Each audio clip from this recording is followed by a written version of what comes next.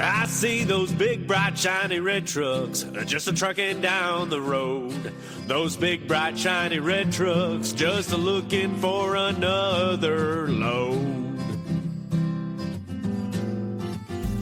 Well, it's a family tradition, any Rocky Mountain day. Our fathers before us showed us the way. We worked for asphalt cowboys and concrete kings, but that's never been a problem, cause we got diesel in our veins. We've got diesel in our veins. I see those big, bright, shiny red trucks. What's up, JFW family? Welcome back to the Channel 23 podcast. The purpose of this podcast is to reach out and touch the fleet, to engage and inform everyone with all things JFW. Good morning, Jim White, Brother Dave White, and Super Dave Weldon. What's happening, everybody? Morning, everybody. I hope you guys all have a great day at work today. Absolutely. Podcast Wednesday. Mm-hmm. Whoop, whoop. And what do we do on podcast day? We pledge our allegiance. We say a pledge of allegiance. Yep. I pledge allegiance to the flag of the United States of America and to the republic for which it stands, one nation, under God, indivisible, with liberty and justice for all. 3 out of 4 people in this room are sick today, so if we sound sick, it's because we are. It is definitely going around. I mean, everybody you talk to. I went to that retirement party last night, and half of them, they were sick too. Their company, it's just been, it's hitting. Last week we prayed for Carlos Meza, and he's back, so our prayers worked. Good deal. And we prayed over Erica's surgery and a smooth recovery, and I think that prayer worked too. I think she did have a good surgery, but she showed us the scar today. Ooh. Oh my God. That's I know I told you guys I tested her just to see, and she failed. Right. Need some help with this? Just so everybody knows, Erica is on restricted duty. If you see her doing anything like lifting over 2.5 pounds, even with her good arm, report her to Jim White. I tell people though with scars, man, that they're living. Oh, that's you know what I mean? And it doesn't matter. You could be a supermodel. If I met you and you had a big old friggin' scar across your face, I'd be like, you're living. Yeah, we call those trophies. Yes. Yeah. When I tell everybody, I don't want to show up at the pearly gates pristine and clean and hair combed. I want to be like scarred, beaten, battered, like lived. You want to be the person in the arena. Absolutely. I want to have lived, not just standing there twiddling my thumbs going, I'm glad I made it. There you go. Yep. All right. Father God, we thank you for the opportunity to go out and do some trucking today. We pray for the safety of our fleet, all of their families, and all the other families and individuals we came across on the road today. We pray for patience in the making of good, safe decisions. We pray to be accident-free and that we all make it back to the comforts of our homes this evening. We pray for healing and 100% recovery for all of our family members that are ill. No matter what, we trust you, God, and it's in Jesus' name we pray. Amen. As a reminder, anything you hear in today's podcast is just our expressed opinions. It's not JFW's opinion. Something like that. Safety topics are JFW's opinion. Absolutely. We're paid to tell you about those, but not about our opinions. I love our disclaimer. Episode 167, just right on track with the normal stats, 302 downloads. We are at 88.3 thousand total downloads, and we are at 685 followers. That number keeps growing. That's outstanding. Great. Yeah, it's crazy. I do keep running into more and more people that have listened or know about us or, that kind of stuff. Yeah. It's awesome to hear about it. Do you guys know why you should never date a pastry chef? Pastry chef. They're full of dough. No, you know? I've never dated a pastry chef. It's clear. I never saw one I liked. If you did, you know what they would do to you, Super Dave? They would desert you. Wow. Bueno there, huh? It's funny. Mine's almost as good as yours, Jam. Why are peppers so good at archery? Oh, something to do with a habanero? Because they habanero. Oh, there you go. That's a good Thanks, Big Country. Oh, Big Country gave me mine. You did? Yeah. Oh, wow. He's working it. He's Yes. working it. That's awesome. Well, I've got one about a woman, this pretty well off to do family that they have a maid. And this woman's kind of mad because the maid asked her for a raise and the wife was upset. She asks the maid, "Now, Helen, why do you think you deserve a pay increase?" Helen goes, "Well, there are 3 reasons. The first is that I iron better than you." And the wife is like, "Who said that?" And Helen says, "Well, your husband did." And the wife says, "Oh." And then Helen says, "Well, the second reason is that I'm a better cook than you." And the wife says, "Who said that?" And Helen says, "Your husband did." And the wife is like, "Oh." And Helen says, "And the third reason is that I'm better at sex than you." And Helen says, the wife says, "Did my husband say that as well?" Helen says, "No, the gardener did." And the wife says, "So how much do you want?" Oh, not bad. Oh. So I got my joke last night from Pat James, Patty. She's just a little shout out to her. She retired from Sam Hill Oil, worked there 25 years, and she just turned 87 years old. God bless. Absolutely. Had her sons there and her coworkers and stuff like that. And she said at 87, she said, the only thing that's fabulous on me and is working is my hair. And she's got beautiful hair. And she goes, everything else has went to hell though. She said, so she gave a thank you speech and a farewell speech. And she ended it with these 2 little old ladies are out driving one day. And the one lady sitting in the passenger seat and zoom, they went right through this stop sign. Lady just kind of sat there and she goes, okay, I'm just not going to say something, and they're driving along a little farther and man, right through a red light, not a brake, nothing. Her friend didn't hit the brakes, nothing. She's like, wow, I don't know. And goes a little bit longer and here's another stop sign right through the stop sign. Never a brake, nothing. She looks over at her good friend and she goes, Ethel, you've just ran 2 stop signs, a stoplight. She goes, what's up? Ethel looks back at her and goes, I'm driving? That's great. Funny. Right. New employees. We have Tim Riley and Aaron Swazo started today. Welcome to the Fleet Men.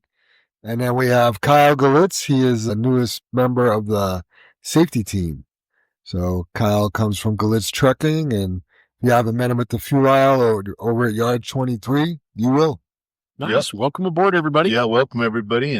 And Kyle, we've had him in JR's classes and Casey's classes, and he's orientation and getting his feet wet, and we haven't made a full announcement on it. We wanted to get him going and get him trained and out and about and get emails set up and get him on Connect and all the good stuff before we made an announcement about him being part of the team. But he brings a lot of family history and knowledge because that's all he's done his whole life, kind of like me and Dave. So excited to have him on board and help out. So if you run into him, introduce yourself and hopefully he can help you out or you can help him out.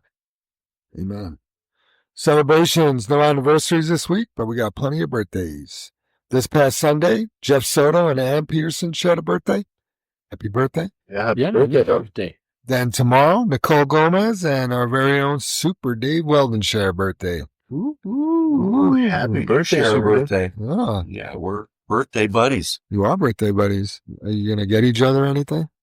I don't think you started on the same day, though. No, we're not the same age either.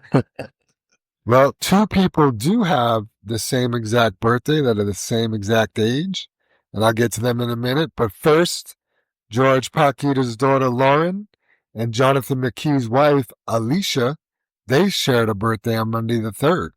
Nice. Happy birthday. Happy birthday. And then Jackie Weldon and Susan Hawk, they both shared a birthday yesterday, and they're the same exact age. Nice. Oh, awesome. Happy birthday, Jackie and Susan. Cool. Yep.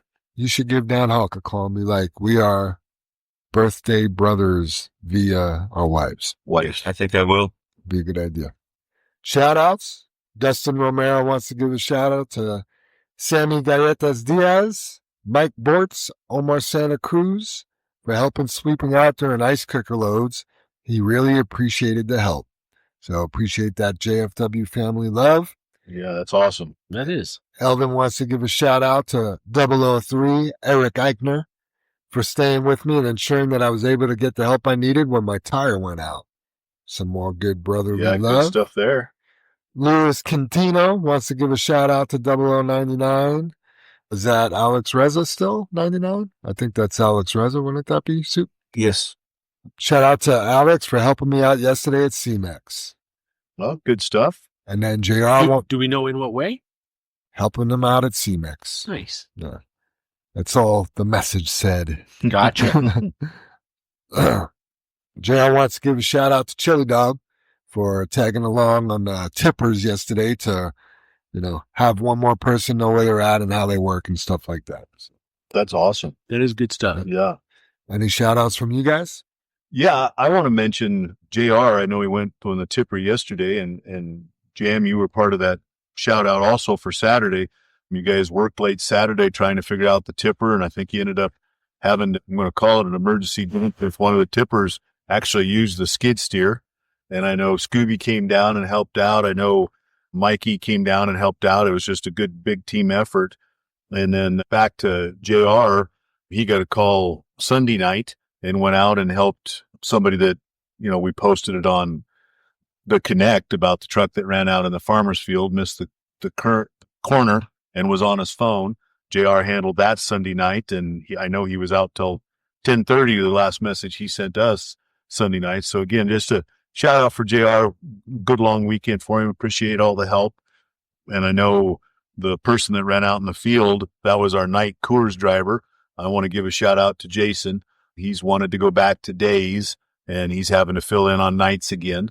And I think we're trying to get, what's the new gentleman? Neil Yarborough. Neil trained up to help out on Coors. So it's a different, I just talked to somebody, wish I could remember. Oh, it was Tracy talking about driving at night to these locations and driving during the day to these locations, because you use different markers. Oh, I'm coming up on this building. I can see my turn's up here. Well, at night, maybe you can't see that. Right. And so it's a big deal making those deliveries at night. So Jason, thank you for jumping back in, and all of you guys. And then I want to give a shout out to Elvin, and I know Jam is going to talk about it a little bit later here in the podcast, but Elvin came to us this morning and had questions about the survey for the podcast.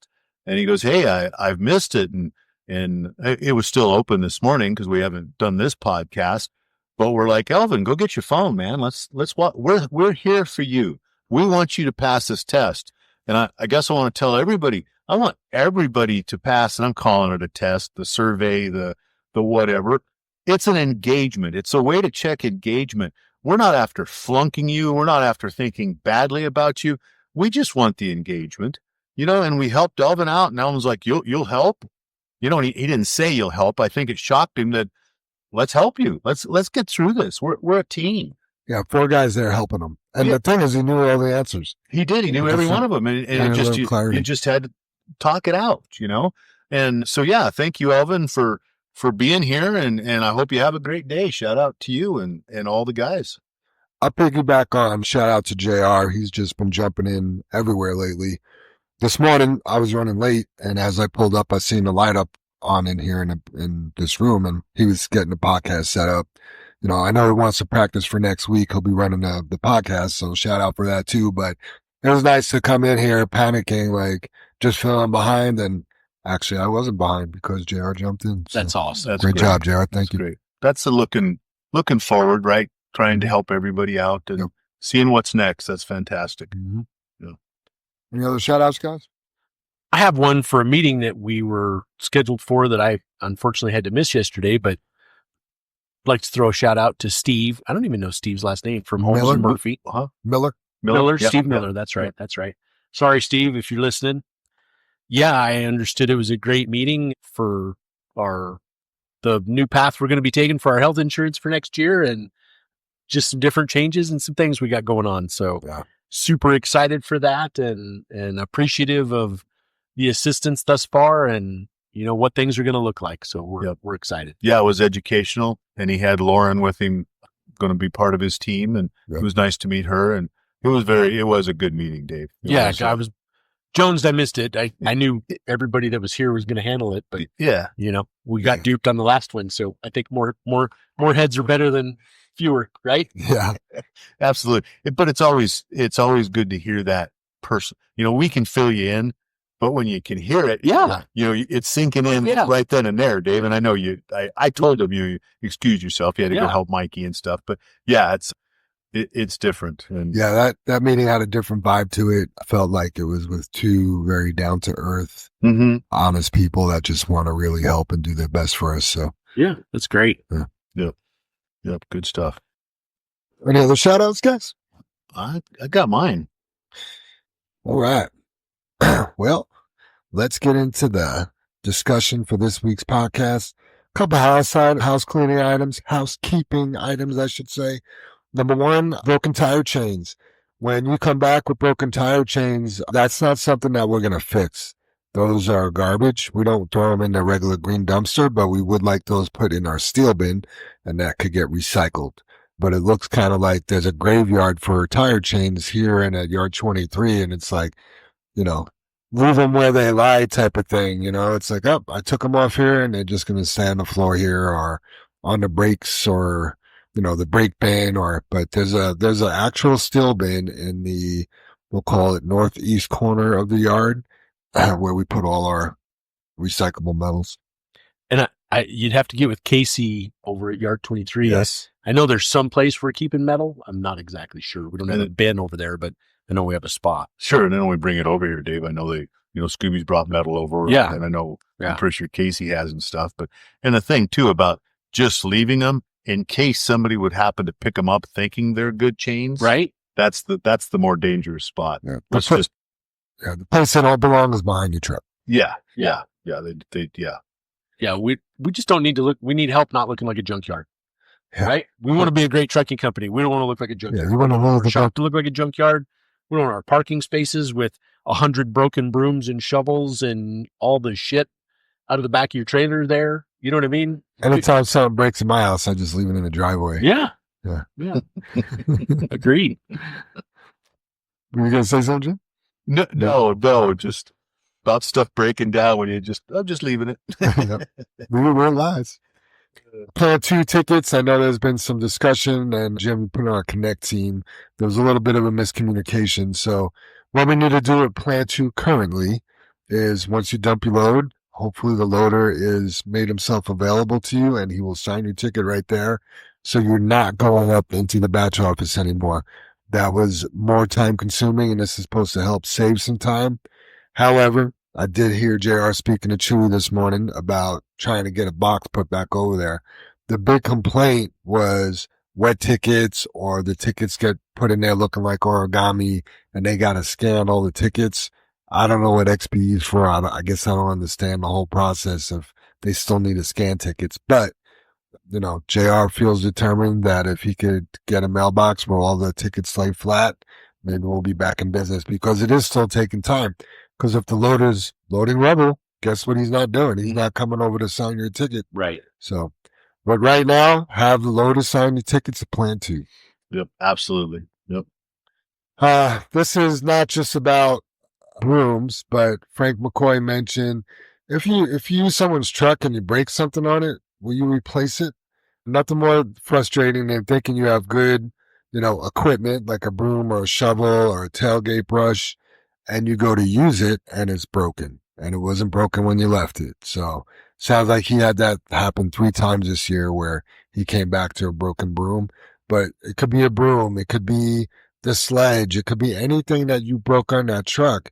Fix it. It could be a mud flap you tore off. Whatever it is, you want to set the other person up where he or she could come in the next morning and just do their pre-trip and off they go with no surprises. And that goes for all that different stuff, Jan. We talk about it, you find it, you leave it better than what you found it, along with the brooms and the shovel and something that might break.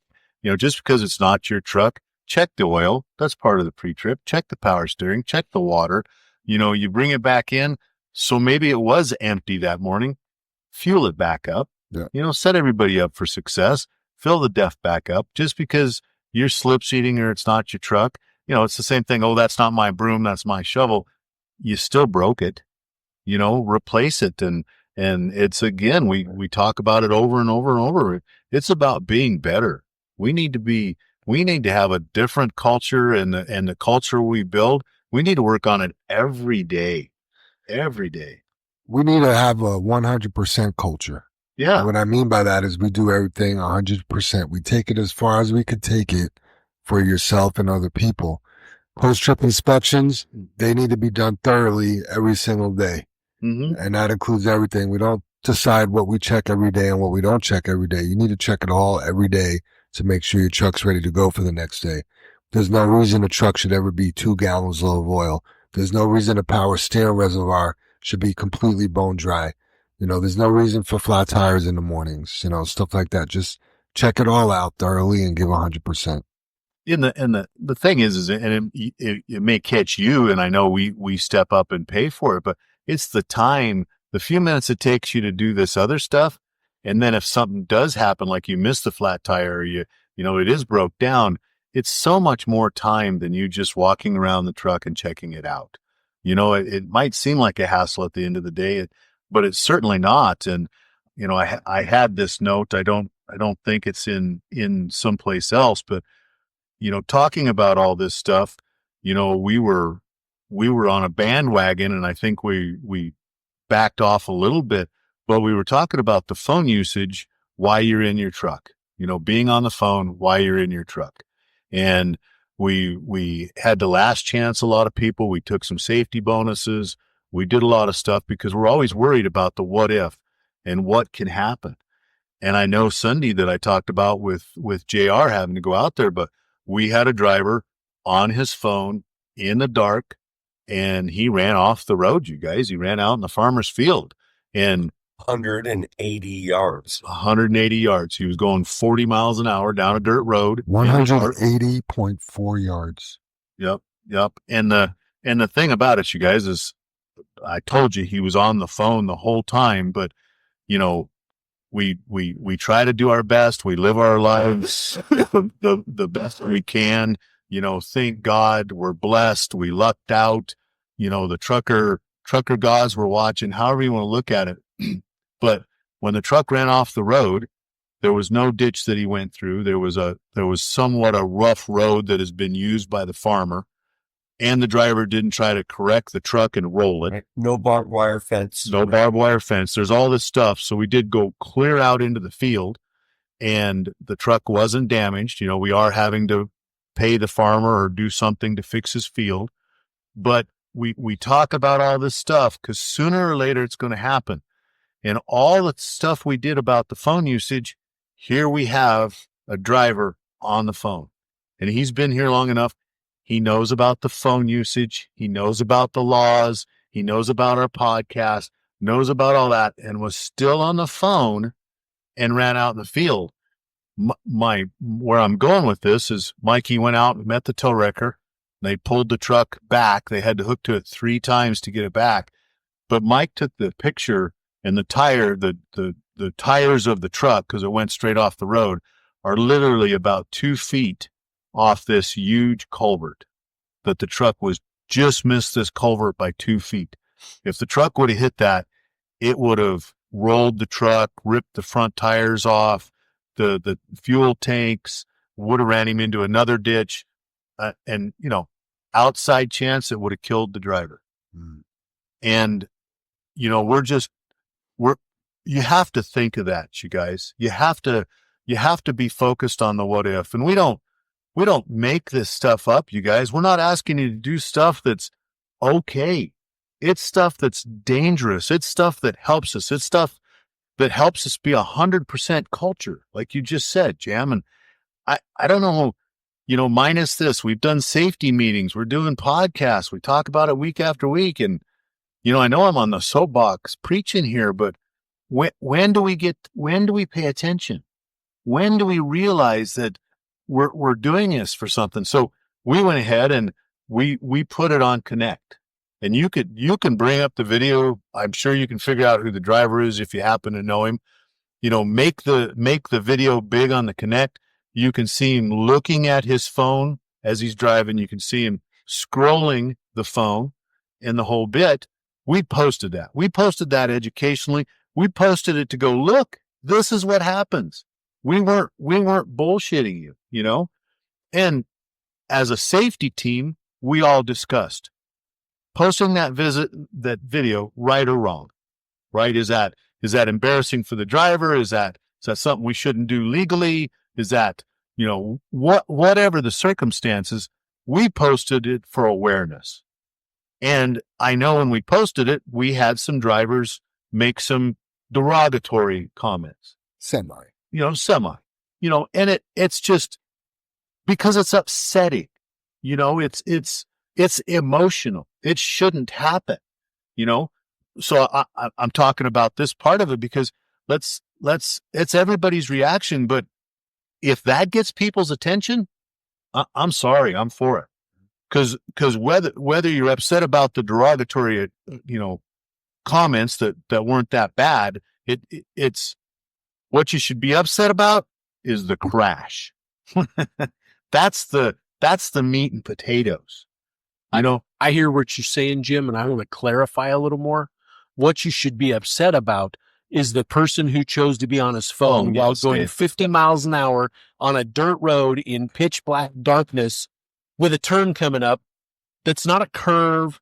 It's a effing left turn. It is it is a hard left. You look at a map. 90 degrees. It's not a curve. It's a left turn. And you should be upset about that. You should be upset when if you catch one of our, I'm going to call everybody here our brethren, right? Whether you're our sisterin or brethren, it doesn't matter.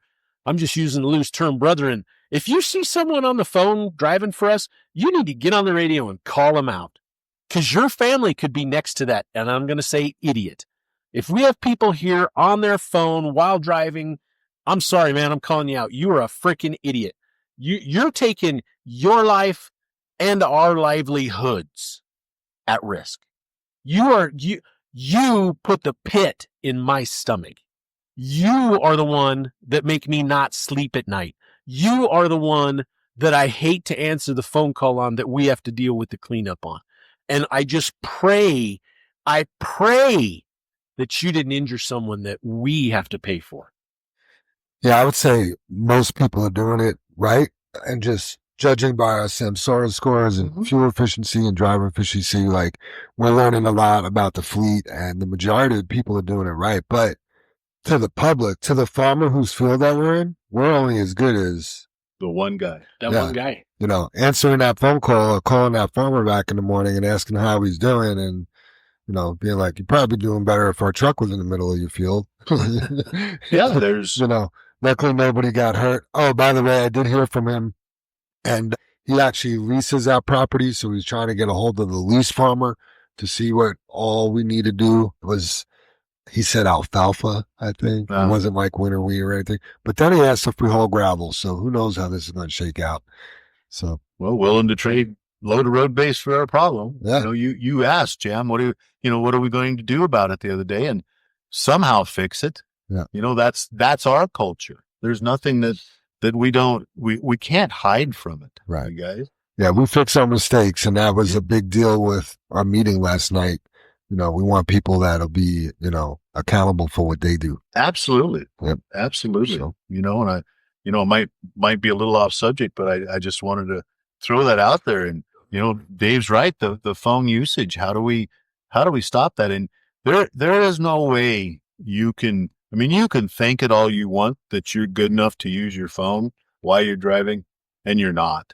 Nope. You'll get away with it. You may get away with it for your whole life, but there's something that you're missing while using your phone. That's all there is to it. The majority of the people can't. Yeah. Yeah. Right? I'm not, like you just said, you may get away with it for the rest of your life. You might, right? But the one time you don't, it's going to be ugly, right? Yeah. And it doesn't matter if you're doing 50 or 5 miles an hour. We've heard, I was just in the pit. Well, how many accidents have we had in the pit? Oh, I was just at the plant. I was stopped in traffic. How many accidents have we had at the plant? How many accidents have we had sitting in traffic. I mean, it doesn't end. That phone is an effing drug, and you are addicted to it. It is like if God knew phones were going to be invented, that would be our 8th deadly sin. Because you can't put it. I'm guilty. Yeah. I am just as addicted to it, man. I am guilty. But god dang, you can't freaking drive with it. Man, yesterday, driving home, going that little back way that we go, over by the... Refineries, you mean? No, not the refinery. To get back on 270 Oh, Forest? Forest. Yeah. Yeah. We talked about that one day. I used to know the name of that street. Right. Used to be the old police station is what we used to call it. Yeah, you called it the police. I was like, there's no police station over there. I've never seen a cop car Yeah, there. when you turn off a 60th onto Forest, Gotcha. And then and you hang make a left on on Parkway to come out to 60th and Vasquez. Yeah. So anyway, I'm stopped on Parkway. Uh-huh. I'm stopped on Forest, and when you make that left, and it's dark over there. It is dark over there. I go to make the left turn, and out of the corner of my eye, I see this little body. You know what I mean? And it just really creeped me out. Like, they weren't even in the crosswalk yet, but I didn't even see the person on the sidewalk, like, walking. Yeah. They were in dark clothes. Yeah. So, and, the 2500s, they said, I mean, that person, if you're not giving it your complete attention, how easy is it to run somebody over? Because the other thing is the pedestrians, they don't give a shit. No. Yeah. I watched a guy the night before, same place. This guy's just walking. I stopped. Like, I grew up in New York. When you're crossing the street in New York, you don't give anybody, you may have the right of way, but you don't want to end up dead right. You know what I mean? If you're walking in those cars, it doesn't matter if it says walk or not. That car is going to run you over. Yeah. And, he's walking and I come to a stop, never even looks up. If there's one thing that I could teach my daughter is when you're crossing the street, don't just cross and look. Look at what's, look left, look right, look behind you. To me, I could have just ran both of those people over and they would have had, they're just walking. That's a weird little area too, Jam, because there's a fair amount of foot traffic there. There's a lot of drug wheelchairs, homeless. I mean, it's a lot of action right there. Fentanyl. There's a lot of fentanyl right there. Yeah. Right. Well, there's a fentanyl dispenser right there. It's the park. Yeah. I told Dave the other night, going home with Holly, it was last Monday, went down to the end of Newport here, to make my left out onto 56th. Uh-huh. And it was clear coming at me going east. And I started out to make the left and hit the brakes, and Holly seen it at the same time. But all the traffic coming over the hill, there was one car with its lights off, and I didn't see it until I was, I'd started out, and I mean, it both freaked me and Holly out. I could tell she was like, there's no lights on that car. Did you see it? That kind of thing. And I told Dave, I mean, I don't know, looking back that one more time, just catching it. Otherwise, I would have pulled right out. Yeah, you can't do that and look at your phone at the same time. No, exactly. That's the whole point. Exactly, Jam. And I would have pulled out in front of the car, and it would have hit me, and I would have told people, I don't know what happened. Right. I really wouldn't have, because I didn't see it. You got to be careful of the people walking, because half the time they're just staring at their phone too. Yeah, that's they're true. not even paying attention to anything around them. Yeah, right. Yeah, it's just trying to be better, you guys. And why take the chance? And then don't, I guess if we call you out on it too, don't be upset about it. Right? It's not. We're trying to make you better. We're not trying to give you drugs or something. We're trying to take the drug away. Yeah. Is the drug the phone or is it the internet? Yeah. Right. Either way. The TikTok. Is it the marijuana or the pipe you smoke it out of? I mean, they go hand in hand, right? You don't need a pipe. I don't know how you used to smoke it. Is that part of what your day looks like, part 2? I mean, somewhat, Jam. Yeah. When we talked about that, one of the questions from last week is, what does your day look like? What does it start out like? And, we kind of focused on our tasks. And I mean, right now I'm sitting here just waiting for a phone to ring that we had an accident that was our fault, or that we, whatever accident scenario it may be. We're just we're waiting for the shoe to drop. You know what I mean? we have lived this. We go to bed with trucks running at night. We wake up in the morning with trucks running. We've got a dozen trucks running I-70 east and west now, or 20 trucks east and west now to Utah. And it's just a whole nother level of worry. Are one of those guys going to be sleepy? Are one of them going to be distracted on their phone? Are they going to hit ice in Glenwood Canyon? Are they, I mean, there's just a million different worries. And, we're already sitting in a couple different lawsuits from accidents. We don't talk about that stuff, right? We don't, but we have an accident. Generally, we're in a lawsuit. We've got 3 accidents, 3 lawsuits. I mean, we've got a slip and fall lawsuit out at Rolla, that we're responsible for because we do the snow removal out there, and people just like see what we do and think, oh, they're rich, or whatever the case may be. It's always easy to just assume where you're at or what you're doing. And I'm just saying it's stressful, man. And it takes one accident. And I guess these podcasts, the engagement questionnaire that we're asking for, these are things to prove your engagement and what your worth and value that you're bringing to JFW is. And that's what we need. We need to be sure that people that are listening to this podcast are engaged and they have a value that they share with us, with the leadership here, that they're not going to be on their phone, that they're going to be safe, that they're doing everything in their power to do things right, because it doesn't take anything to do it wrong. You know what I mean? And we've said this before. No one wakes up in the morning and says, today I'm going to suck, but if you make the wrong choice, you're going to suck. If you're distracted by that phone while you're dumping, you're going to suck. If you're distracted by that phone when you're running 50 miles an hour down a dirt road, lost, not knowing where you're going, scrolling videos, you're going to suck, and ultimately it costs us, and God forbid, I hope it doesn't ever cost you physically, that you're injured in this job or anything like that. And it's just stressful, man. There's no way to fix it. You wake up carrying it, you go to bed carrying it, carry it all day long. That phone rings and I hear someone inside the office, inside the dispatch area go, is everybody okay? Is everything? And you're like, oh my God, what happened? Your heart automatically sinks, your face gets flush, your stomach tightens up, and you're like, what happened? What's going on? Were we in an accident? Whose fault is it? Is everybody okay? What's the scenario? And then you got to rush out there and you're just like, oh my God, here we are. And it's stressful, man. This is a stressful job. This is a stressful business because we're dependent on other people's choices. And that's where it gets scary. We are worried constantly about the choices you're making. So when we go to a driver and say, hey, did you clean off your gate? Because they came in with something as simple as not sweeping off their gate and there's a bunch of debris on it. They think that's nothing, but they didn't pay for the broken windshield from the debris coming off. They didn't deal with the phone call, right? They didn't deal with the phone call from the truck running the red light, or they didn't have to deal with any of that. They just go home. Well, we back clean up all day long. That's what we do. So when I say we're just waiting for the shoe to drop, it's, it could be one day where we could have 4 or 5 shoes fall that day, and it's just a long, painful day.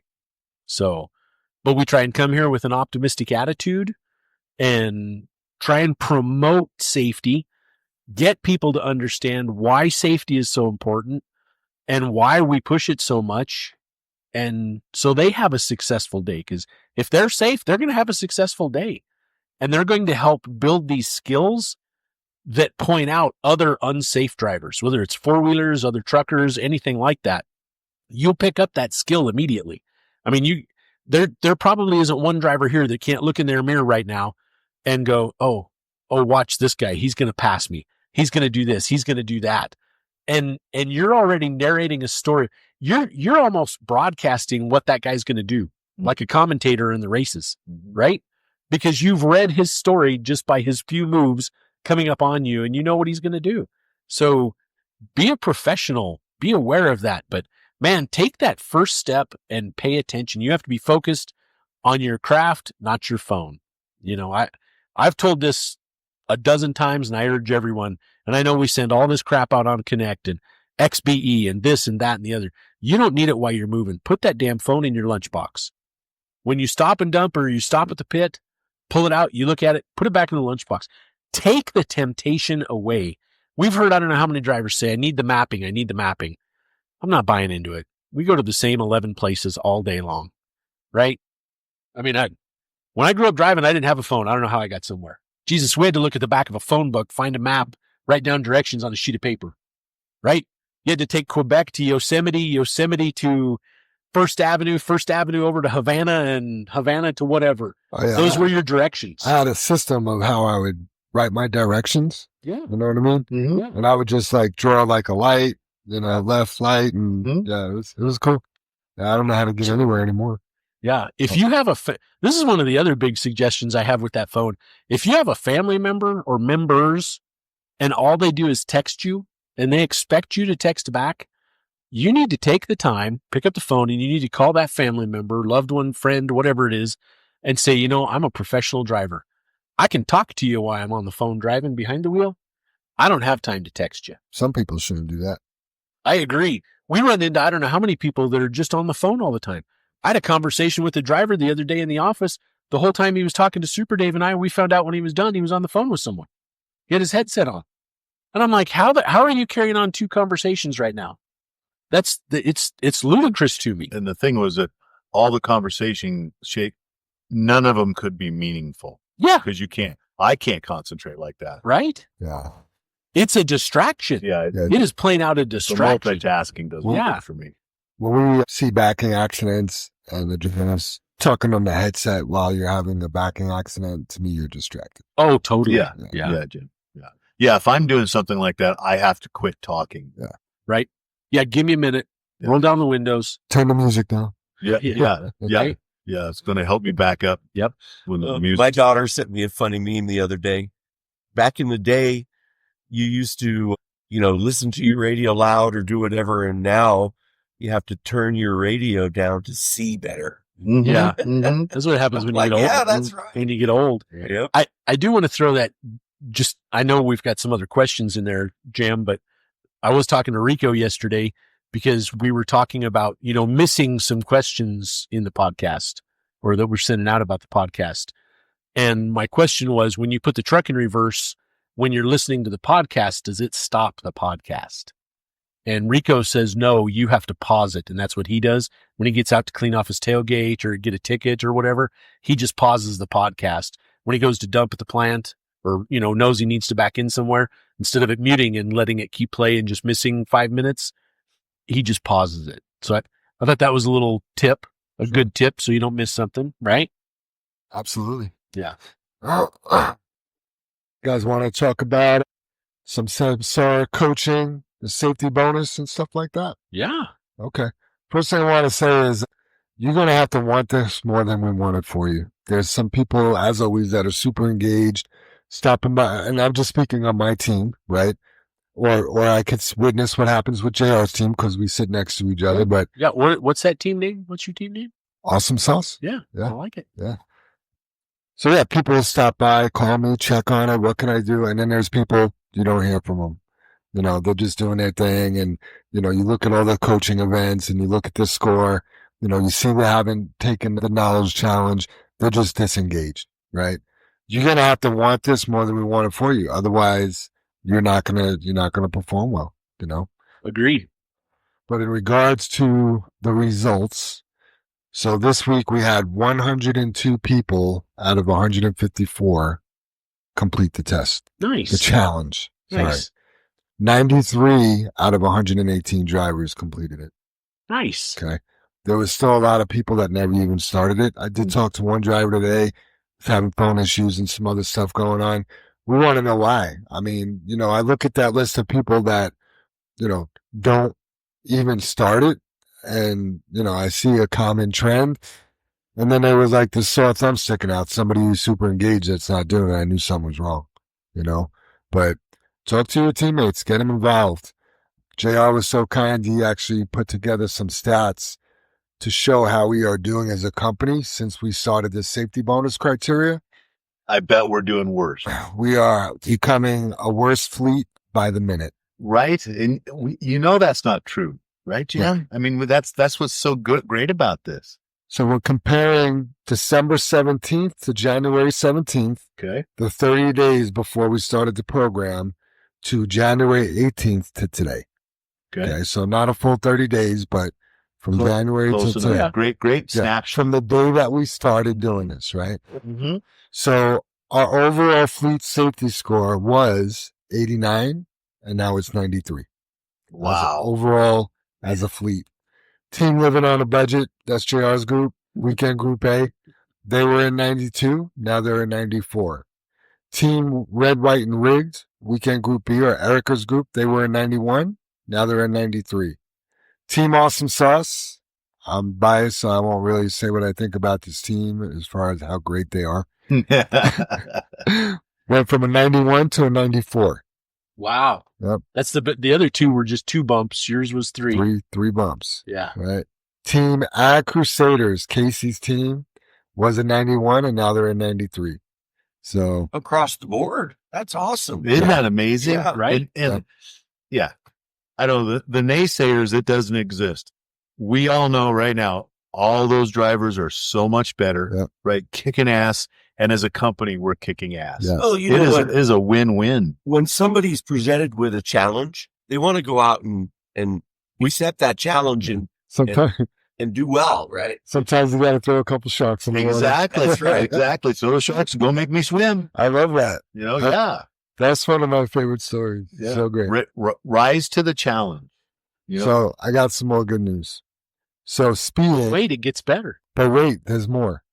So fleet-wide speeding before was at 1,647 hours and 20 minutes, and we had 143 following distance events.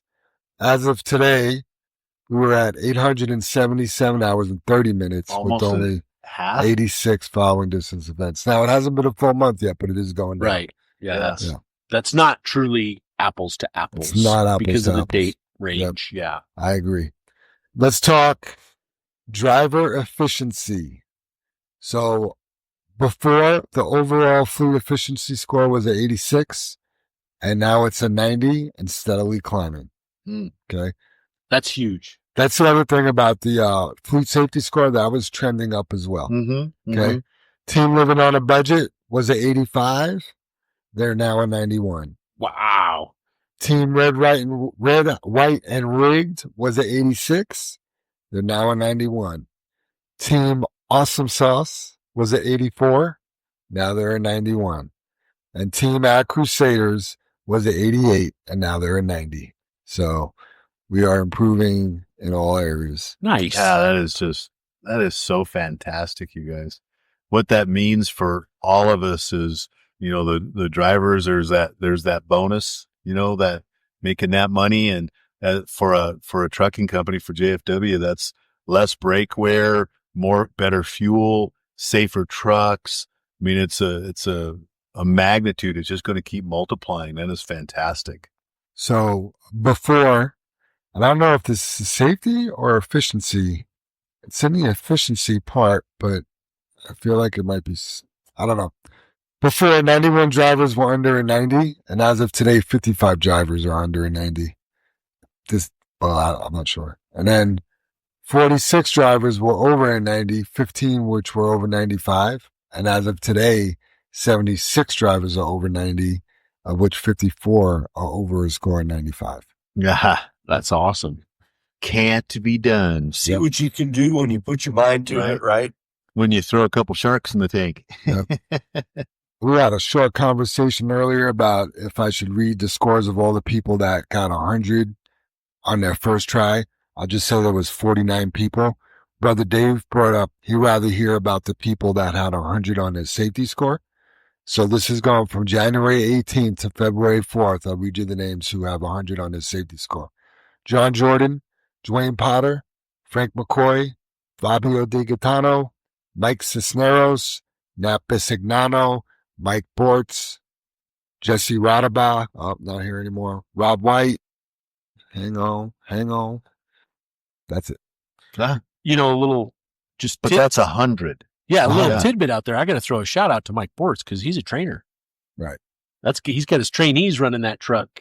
Yeah, but according to the QR code now, that's Oh, right, that's right, just- right. Gosh, I forget. Yeah, that part's pretty cool. we eliminated that. Yeah. Yeah. Yeah. We took it. We put it all on whoever's driving that truck. Yeah. Yeah.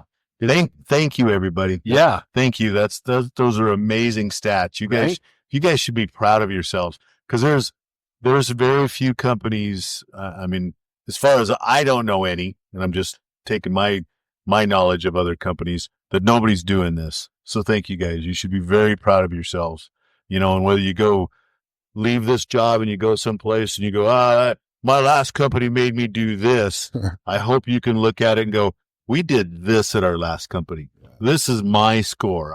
You can take that wherever you go and be proud of that. Well, I can picture that conversation when you go to the next company and go, I hope you don't have some dumbass safety system like we used to have over there. all right. Right. And How does that make you look? yeah, but Right? what, yeah, what, yeah. How does that make you look? Because, Right? you had a fantastic safety system. Yeah. They wanted us to meet this safety criteria over there. Can you believe that? Yeah. So I don't kill somebody. Yeah. Yeah. I love it. I want to give a shout out to Tracy, Joanne, and Ann. They're the 3 people outside of transportation that took and completed the test. Oh, Very fantastic. cool. Yeah. So did you say Linda, Joanne, and Tracy? Tracy, Joanne, and Oh, Ann. Okay. Ann. Yep. Yeah. Tracy is representing Team Dispatch. Gotcha. Nice. So little competition there behind the scenes. He's the only one competing. But he's representing. So it's all good. Oswaldo. I hear a challenge. Yeah. My computer told me Oswaldo started, like his challenge was in progress but not completed. No. So Yeah. Yeah. Hey, when I guess I want to harp on that too, Jam. And you said it about this since we're talking so much about the Samsara stuff and taking this quiz and stuff. If you're having a phone problem, come in. Go. You can use my phone. You know what I mean? We'll go over it. We can get through this. The goal is to do it together and be better. Again, I want to say that we can do this. We're here to help you succeed. Yeah. Every step of the way, we want to help you succeed. But we have to challenge you to succeed. Yeah. I mean, how do you succeed if there's not a challenge? Right. Right? That was part of the speech at the rollout, right? Yeah, absolutely. Absolutely. Humans flourish in a challenging situation. Yep. Right? Yep. Otherwise, we're pretty mediocre people. And this, like Super Dave said, 2 or 3 podcasts ago or through this is, what it's like to chain up and get through a snowstorm, Dave. When you make it through that snowstorm, how good you feel that you accomplished that at the end of the day.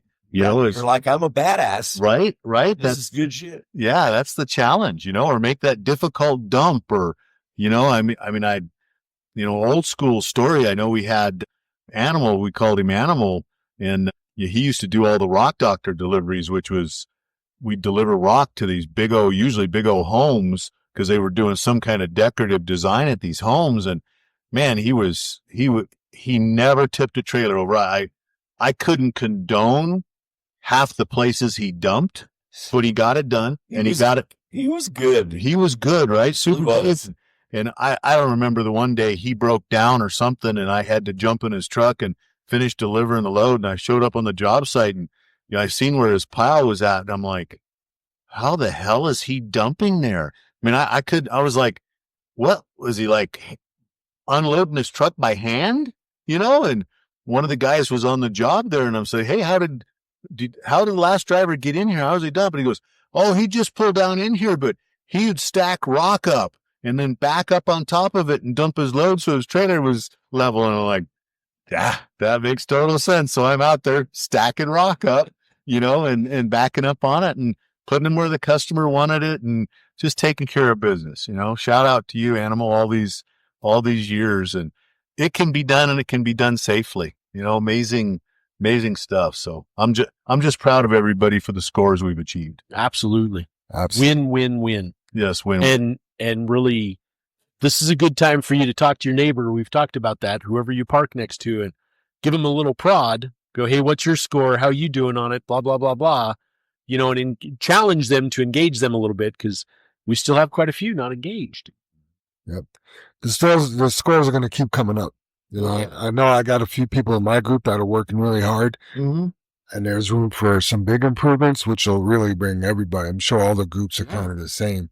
So JR and Chris Beam brought this to my attention, and this has to do with speed cameras are coming to Colorado highways this spring. CDOT plans to place the cameras in construction zones first. And then just reading through this article, I mean, starting this spring, if you speed through a highway construction zone in Colorado, you could get a ticket without ever being pulled over.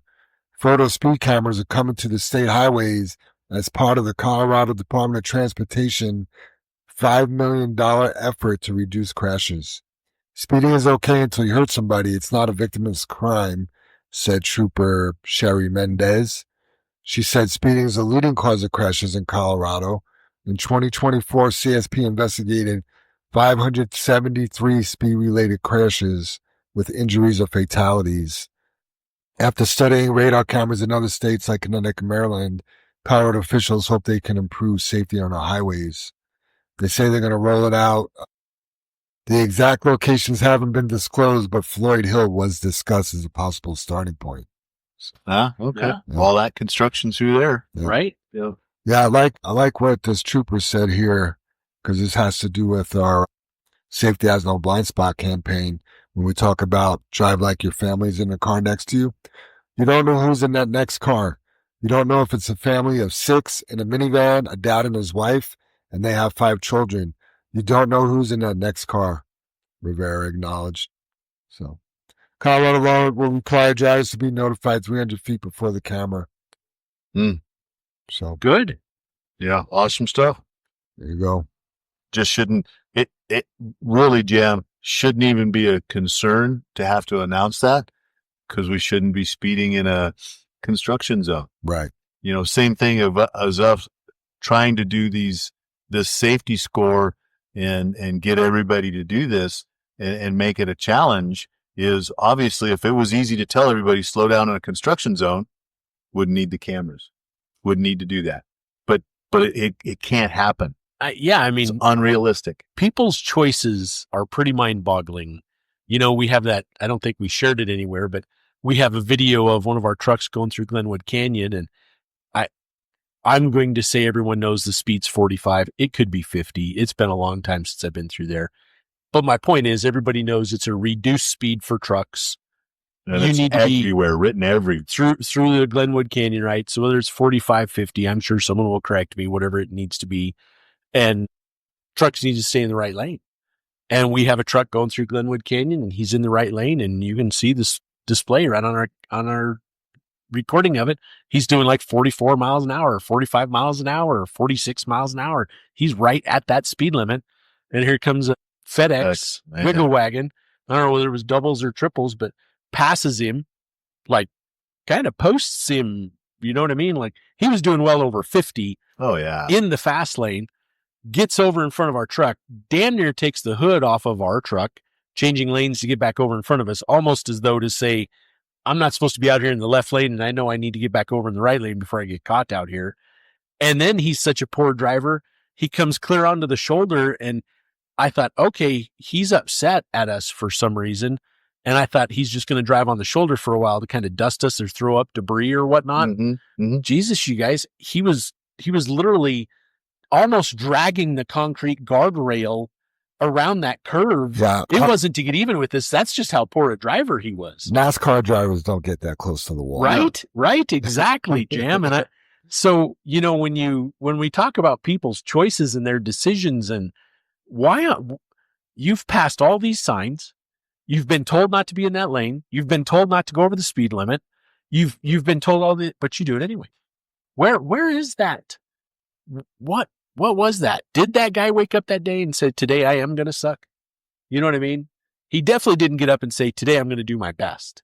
Yeah. At some point, the switch got turned. Right? At Yeah. some point. Yeah. And I just don't understand that mentality. Just shrug it off. And geez, you're behind another truck going the same speed. So do it. Mm-hmm. You know? Absolutely. Speaking of truck zones and stuff like that, JR brought up, please mention speeding down the truck speed zones. Got 2 alerts from yesterday of guys speeding down Eisenhower West. Speed limit's 35 and they were hitting 45 and 50. So What are you thinking? what are you thinking? Are you not thinking? Or are you distracted? I mean, I've talked to drivers and they're like, my head wasn't focused, blah, blah, blah, blah, and I mean, I remember one conversation with one particular driver. He was like, that was my 7th load through there today and blah, blah, blah. And I'm like, oh my God, your 7th load for today, that should almost be a body reflex. You don't need to think going through there. You passed that 6x12 flashing yellow sign that's blinking that says, truckers, don't be fooled, steep grade ahead, and you forgot about it? Yeah, west of Eisenhower, that's dropping into Silverthorne, isn't it? Yes, west. Yeah, sorry, I changed locations just talking out loud. Oh no, it had nothing to do with that. I'm just Gotcha. trying. Yeah, I'm not. Yeah, west of Eisenhower. Yeah, dropping into Silverthorne or It's a long, Dillon. it's a long, steep hill. Yeah, yeah. Yeah. I don't know. I was going to say, it seems like it's like 13 minutes to get to the bottom of it. It seems like forever. Yeah. Yeah. The thing is, that's loaded or empty. Yeah. Doesn't matter. No. Loaded or empty. Yeah. Right? So maybe that's some of the push. Well, I'm empty. I can come down through here faster. No, you can't. Yeah. It doesn't say loaded trucks. Right. It says any trucks. Just because you could doesn't mean you should. Right? Yeah, I guess that's where you're just like, what choice did you make today? Not the right one. Not the correct one. Not the one we all talk about. Not the one we preach. Not the one we teach. Not the one we beg for. Not the one we pray about. Dang it. But we'll keep praying. We'll keep teaching. We'll keep preaching. Yeah. Preaching. Yep. Right? We'll keep doing what we do because, golly, according to our results, it's working. We just need everybody to do it. That does feel good. It does. And Jimmy. we care. It's great. Bottom Yeah. line, we care. Yeah, it's great, man. Yeah, I'm proud of all the teams. Mhm. You know, Yeah. I've talked to a few people on other teams, and the people that are taking it serious are doing well. Yeah. Yeah. They're going to make some money. And the people that you mentioned, there's a group of people that are disengaged, and because we know they're disengaged in other things here at JFW, so we know the people. But the thing about that is, here's this whole group doing it correctly and better, We're trying, wanting to improve. and you're just disengaged. You don't recognize the greatness of the other accomplishments. I mean, if I'm going to be completely honest, it bothers me. Oh yeah. You know? Yeah, I totally. try not to get like Yeah. like I'll use the word emotional about it, or but I look, angry. yeah, it's weird because I'll just tell you, like, I look at those names and it's like, yep, he doesn't give a shit. I knew that. This guy, I know he doesn't give a shit. He doesn't give, yep, she's not listening. I knew she wouldn't listen. She's too cool. You know what I mean? Like, I just know, Mm-hmm. and it's just like, you're not listening to the podcast. You're not doing a challenge. They're not the people that are calling me about their safety score, the driver efficiency score. They're just completely disengaged, and it's like, does that make them a bad person? No, it doesn't make them a bad person. It doesn't make them an engaged teammate, though. And that's what this is all about, is engagement. Yeah, You know? you happen to know that person. When you throw the shark in the tank, they get eaten. Yeah. So to me, it's like, oh, wow. So like, okay, this guy's in my group, right? And I gotta stay faithful even when they're not, right? So like, Yeah. I gotta be a good leader and eventually call this person, Oh, yeah. and be like, hey, you have an 85 for a safety score. You're not doing anything with the podcast, and help him. And honestly, like, I don't want to help him. Right. I want to help the people that want to be helped. Mm-hmm. The people that are stopping by my desk or calling or trying or, You mentioned that story in forever, Jam, as long as I've known you, that you tried to do some personal training. And that was the frustration of that, was that when they don't try, you got to help yourself. Oh yeah. And you can do all you can do, but if they're not willing to try. Yeah. I would bust my ass trying to get people in shape and they're going home and eating bonbons sitting on the couch. It's like, well, you're not going to get the results. You can't, you can't be mad about the results that you didn't get by the effort you didn't put in, right? Exactly. Here though, Jam, I mean, you're trying to help somebody be in better shape, which just gives them a better life. But we're talking about possibility of killing somebody, the success of, our business, our family members. There's so much Financial gain. financial gain. There's so much writing on this, Right. Right. And you just think your natural thing was to care. Everybody. Yeah, to some people, this is still just a job. Mm-hmm. It's just some people. This is a career. Some people, it may be a short-term career, but it's more than a job. They enjoy it. They like being engaged. They like what we give them. They like the benefits. They like our culture. They like what we do. Some people really recognize that this place is different from any place they've ever worked or will ever work at again. I feel like JFW is a completely different company, especially in the industry. Is it all roses and flowers and unicorns and rainbows? No. Do we make, I love working here. Yeah. Do we make everybody happy every day? No. Dude, are we all happy every single day? No, but we try. Yeah. So when you see these people that just don't give a shit, it's like, well, why should I care if he gets a bonus? He doesn't care. You're not going to you're going to get your 5% if you don't have an accident, but you're leaving 4% on the table, almost double, Right. because of a lack of effort, caring, and whatever. You're too cool. So, Yeah.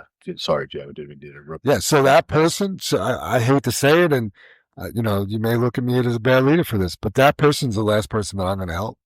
It just, I think that part is true. It's true. it's going to be interesting to watch the evolution of those positions. You know what I mean? And see, because I just feel they'll fade away. You know what I mean? That's just my 2 cents. And we'll be bringing in people that are invigorated and challenged and seeking that revenue and wanting that money and adhering to the system of how it works and being appreciative of it. Right? Rather than those that are just like, okay. yeah. We know, I mean, we haven't been told that, but we also know we've lost a few people in the last couple of weeks too that quit, lost, found other jobs. And we know that that's because they didn't want to do this. Right. So there's no effort to be better. They're willing to take their habits and go someplace else and endanger, themselves and other people. Yeah. Sometimes I worry, the 9%, right? So I believe some people are money motivated and they're not going to leave money on the table. And I believe other people just like being part of something bigger. Super Dave, you asked this question in the interviews. Do you like to be part of something bigger than yourself? And I think about that a lot in my own personal life. Like, whether it's here or church or whatever the case may be, like, if you're the biggest thing in your world and you want to be part of anything bigger, yeah, Samsara, safety scores and bonuses, they just don't mean anything. The thing is, though, too, I'm struggling to talk, but people choose their groups. Humans are a social creature. They cannot. The tribes. Yeah, exactly, Jen. They're tribes. And so they choose their tribe. And, we choose this one and feel pretty dang strongly this is a good tribe. And other people, not so much, And that's when we say, go ahead and find some another success down the road, right? So. And we know people that want to be in our tribe and our group and work hard to make JFW a better place to be. Yeah. There's a blue tribe down the road. They love our training program. Some of their best drivers came from us. You do love our training program. Yeah, some of their best drivers were fired from here. Is that what you said? Well, they came from us. Yeah. They were fired from Yeah, they're still their best they've had the best training out of all their employees. Right. Yeah. All right. Let's talk about what's next, but it's more like what's now. And what's now is the tippers. Okay. Not only the tippers, but all the microbreweries. We did bring that up last week, but we are in full effect on the tippers, aren't we? We're tipping. Oh, no. Boy. What do you tipper? 20%? Depends what kind of service I got. Right. So anyway, the tippers, it's definitely a different way to load grain. And you pull up to a brewery and you got to pull your trailer up next to this tipper. and the truck has different hydraulic lines and fittings and connections. And you hook it up, and then this tipper goes up in the air above your trailer, and then tips and loads your grain. Yeah, It's like a coal bucket. Because what's a tipper? What's a tipper? What is a tipper? 20%. And then you watch it and you go, wow, that's a tipper. Oh. The light bulb goes off.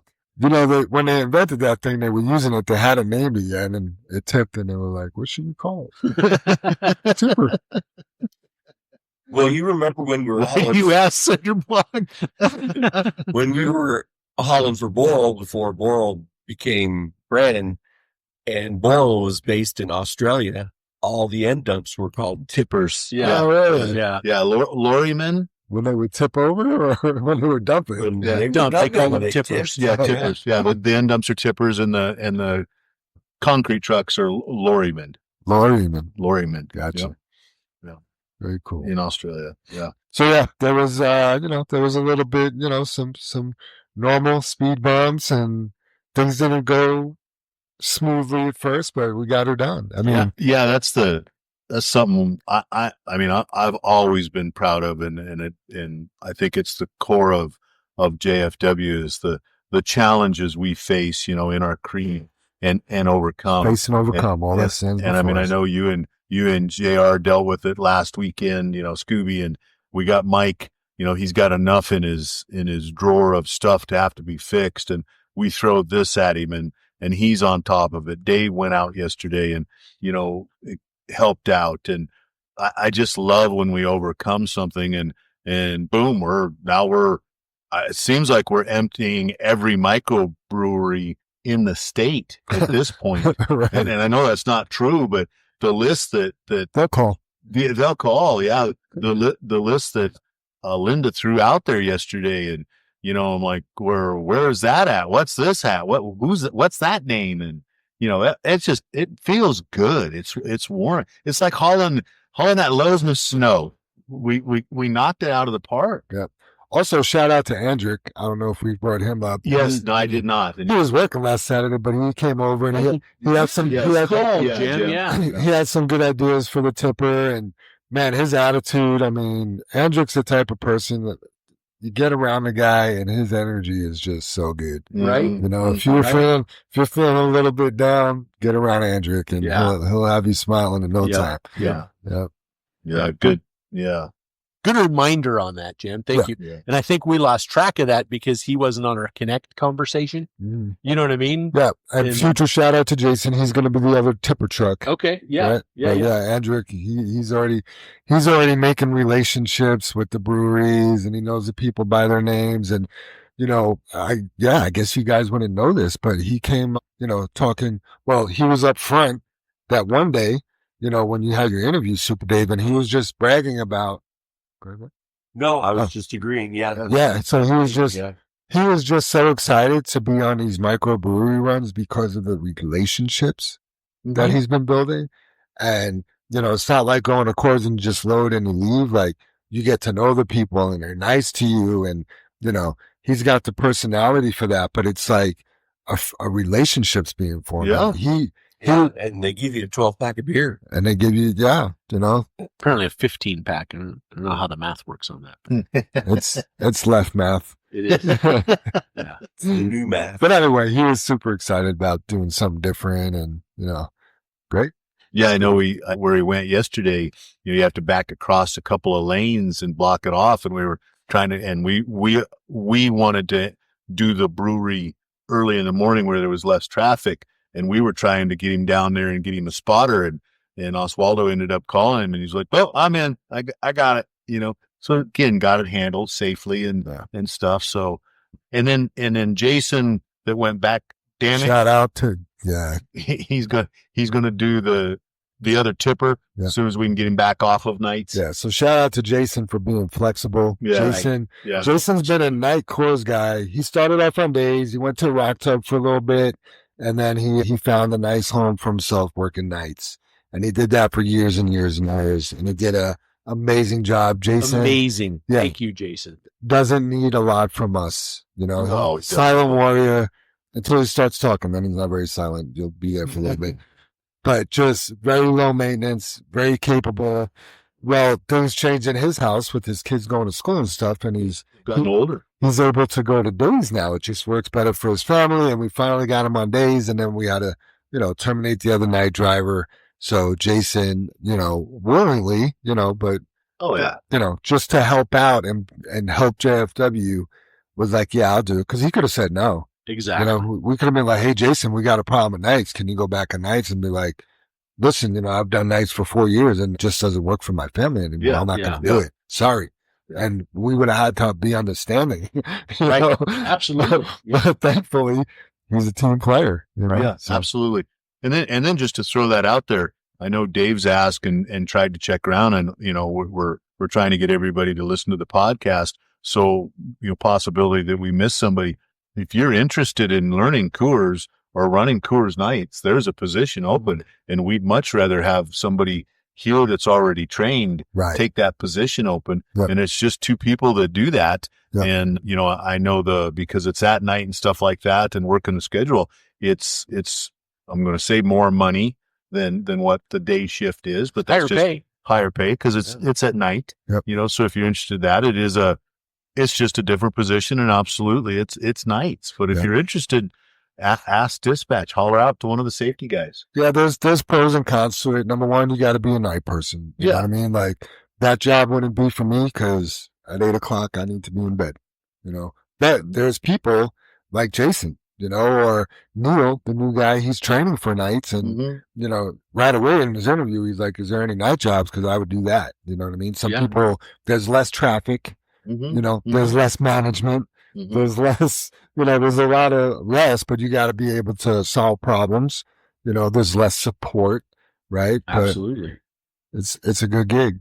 Yeah, I would like that because I've always liked the 2-3 o'clock and then into the day. That's my favorite time. Like second shift. Yeah, and I know it doesn't work that way, but that would be my favorite time. I've always loved trucking at that time. Open up your mornings. Yeah. Cool. All right. Was that I know that was like more that's like right now. Timbers. Super Bowl's this weekend, right? It is. Really? Yeah, Yes. Who's in Well, that's when I was going to throw this out. But I know it's going to be tough, but all you Kansas City fans, you're going to lose. it? Is it Kansas and the Broncos? No, it's Kansas City and Eagles. Eagles. Yeah, Eagles. Got it. Yeah. So Kansas City, you guys, you fans, you're going to lose. Huh. They're going out. Man. He talking up Bronco country, knocking down the Chiefs. Right. That's Funny. we've got a split family going in my household. Holly wants to Kansas City because she thinks if you're not, cheering on the Broncos, you got to flip over to Kansas City. And She a Taylor Swift fan? no, we've joked about that too. That's all So- Jackie cares about when we're watching a Kansas City game. Is Taylor Swift there? Guess what? She'll be there this Sunday. Wow. Right. Yeah. That's Yeah, funny. absolutely. So everybody, whoever you're, cheering for, have a good Super Bowl and be careful with the drinking and driving and all that kind of stuff. So Yeah. Yeah. I have a kind of what's happened, but talked about what's next. Okay. Do you guys know what Sunday was? Sunday? this last Sunday, Yeah. Yeah, there was an event that happens every year on that Sunday. what was it? I do know, Dave, and I can't tell you. Man, Dave must have been sick because I can't believe he's not spitting it out. Does that have to do with astronomy? It's Groundhog Day. Oh yeah, that's what it was too. Because he's seen his shadow. Yeah, Puxatawny Phil. We're gonna have 6 more weeks of winter, Yep. No, according to a furry animal we pull out of the ground. right. Huh. Crazy. Scientific. We made a movie about putting men on the moon, but We made a movie about Groundhog Day. Yeah. right? Yeah, That was a better movie. right. It was. Yeah. All right. Questions from the audience. So Connect Team has been, I will call it successful about people to ask questions from the audience. It's like pulling teeth for 3 years, and now it's like, oh, we got Connect. People got questions. I like that. Yeah. I did filter out. We can't ask all the questions, so I had to kind of pick and choose a little bit of what we're going to ask today, not to censor you, the audience, but, to ask some more pertinent questions. I'll take this first one, Brother Dave. Sorry, Charlie. Big Country asks, can we have the brake lights program to come on when the Jakes are being used? I've noticed that I've been taking a lot of those close calls trying to do progressive downshifting, and the vehicles behind me swerving to miss me. I know if I get hit from behind 99.9% of the time, it's not my fault. However, you're going to have that one car that has a camera that hits us due to them saying no brake lights, and then it opens up a whole can of poop. Just saying what I'm thinking. Thanks again. Oh, that's a really good question, Big Country. And years ago, and I mean in the last 6 years, we had trucks programmed that had the Jake brakes to come on, the lights to come on when you're Jake braking. As a matter of fact, one time I was coming down the Canyon out of Fry, doing an amazing job, 40 miles an hour the whole way down, not using my brakes, just Jake braking the whole way. And I get down to that light at the bottom on 58th and 93 where you go to 6 and all that. And this box man pulls up next to me and he looks in my truck and he's giving me the thumbs down, like, boo. So I roll my window down. I'm like, what's going on? He's like, you need to learn how to drive that truck. I'm like, man, I thought I was doing a pretty good job. What's the matter? He's like, you rode your brakes the whole way down that canyon. I was like, actually, I rode my Jake brakes all the way down the canyon. Our lights are programmed to come on when we're Jake braking. And he was like, oh. So, under my breath, I was like, keep driving that box van, buddy. That little box truck, that little 6-wheeler. Stick to what you know. Old school, instead of a commercial driver's license, yours had an A and he only had a B. I don't even think he needed a B.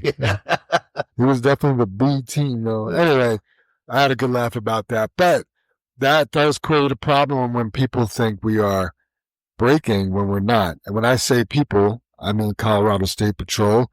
One of our sister companies, we'll call it, had a few trucks pulled over for staying on their brakes too long, coming down the hills, and the state troopers thought that they were burning their brake shine. So we took it out of the program and the programming for the trucks, and I don't believe there's going to be any plans on turning that back on.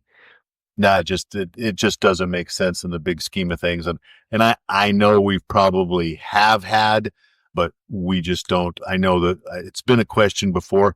We don't have people run into the back of us for that reason. Yeah. You know what I mean? Not for that reason. Not for that reason. Yeah. We've not had accidents like that. Yeah. I mean, we had that one this summer where the guy didn't have a driver's license and no insurance and was speeding. We've had the one, the girl was on the cell phone. We've had the one, trying to pass us and didn't make it and hit the back of us. But yeah, Big Country, we don't have people that, get ticketed for running in the back of us because we were progressive shifting.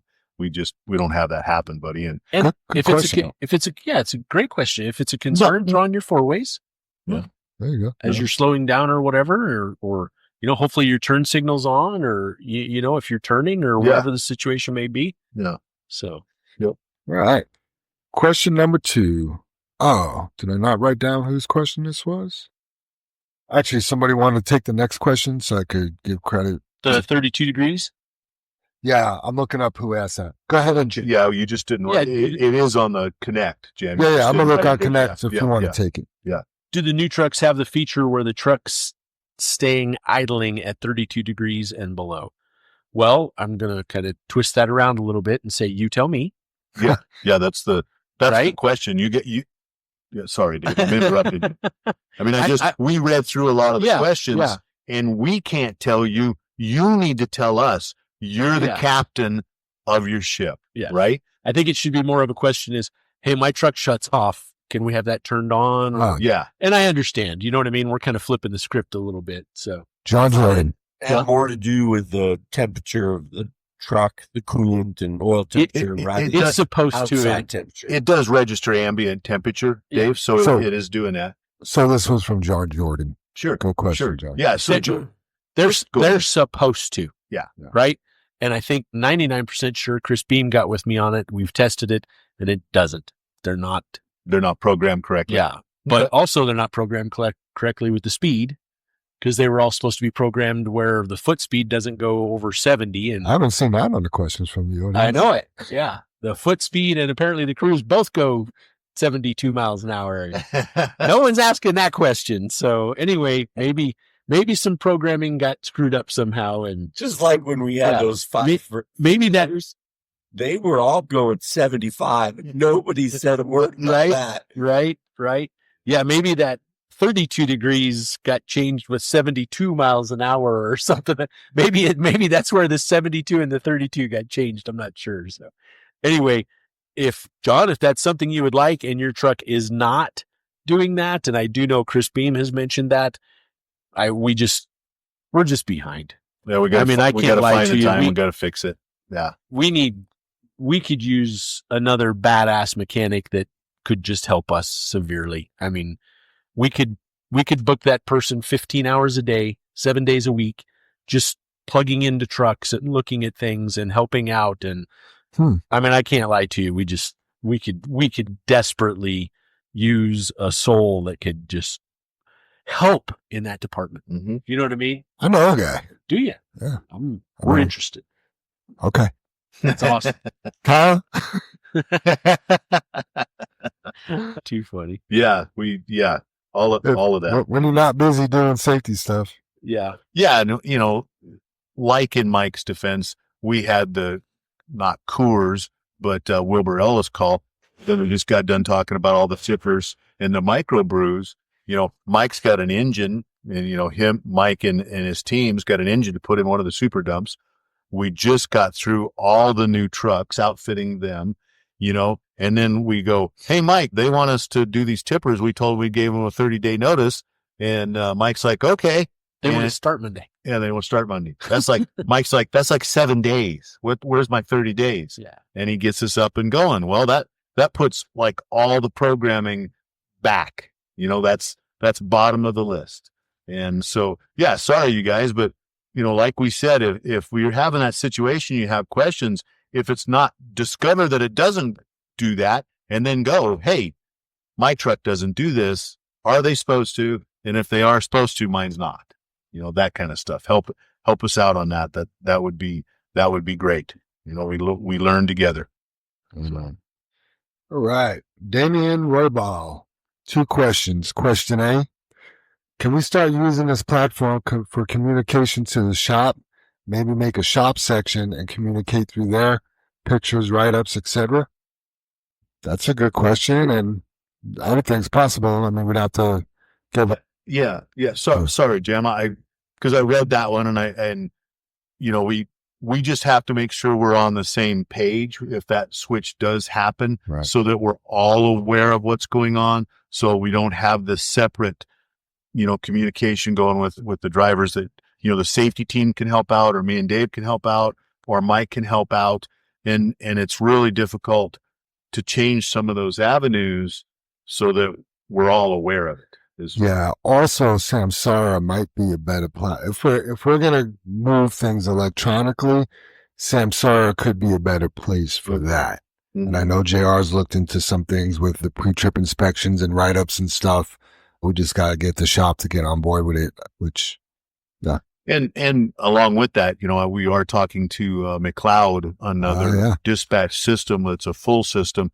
They have a pretty robust maintenance program to go along with that could be helpful, but they tie into Samsara. That's one of their partners. So it seems eventually things are going to go that way. I mean, I think most trucking companies at this point do all that electronically. So. Mm-hmm, mm-hmm. Yeah, absolutely. Absolutely. So yeah, like you said, great question.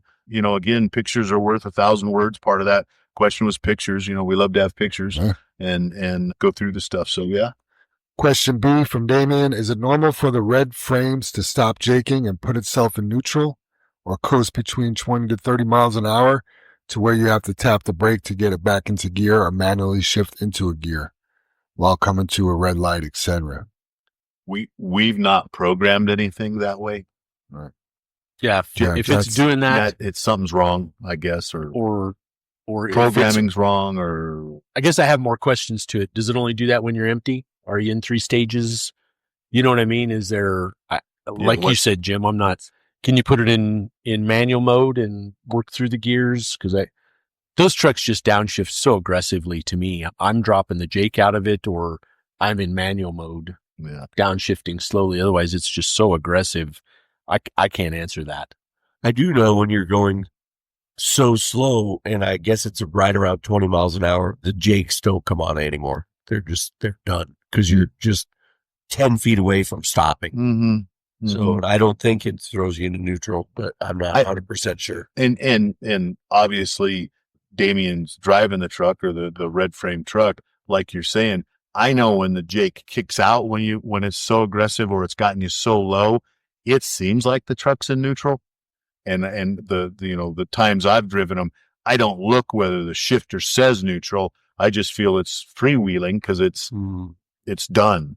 It's just about at the stop sign. Yeah, the computer's done what it can do. Yeah. Yep. Yeah. So I guess, help us out, Damien, and go through that and see if that's really what it's doing. Cause no, I don't think that's normal. Agreed. All right. Safety topic of the week. Drop 10 and cover. All right. Drop 10 and cover is a phrase that I first heard of from Greg Wise. You guys may have heard of it before that. But what that means is when you're coming to an intersection, like on Highway 85, any of those intersections, dropping 10 miles an hour and covering your brake. There was a really bad accident on Highway 85 and CR8 yesterday. It's not truly an intersection with a light. Maybe there should be a light, but man, dropping 10 and covering really could save your butt. So there was a car headed, I believe, northbound, straight in the left lane. There was two big trucks making a left-hand turn, and then there was a car coming from the other direction making a left into the northbound side of traffic, and there was a T-bone accident at a high rate of speed. People were injured. Interestingly enough, Tracy somehow knew somebody that knows the person in the pickup truck, and I got a text from Mark Dillon.